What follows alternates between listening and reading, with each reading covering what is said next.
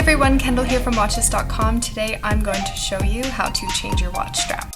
A lot of watches have straps with quick release spring bars on the back, so you can just pull them out of place with your hands. But if they don't, you can still change your straps.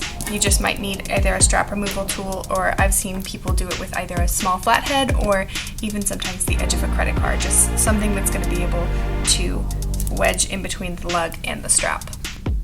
To start, you're going to want to insert the strap removal tool right here in between the strap and the lug. Pull back and then lift up to release the strap. And then do the same thing on the other side.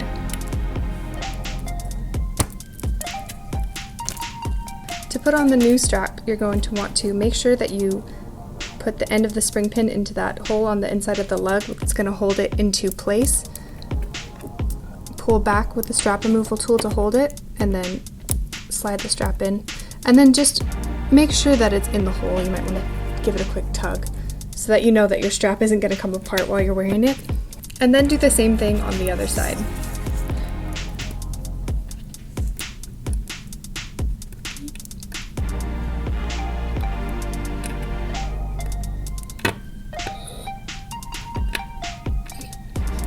And then again, just give it a little pull to make sure that it's really in there, so it's not going to fall out, and then you're all ready to wear it. Thanks so much for watching. For more tips and videos, please subscribe below.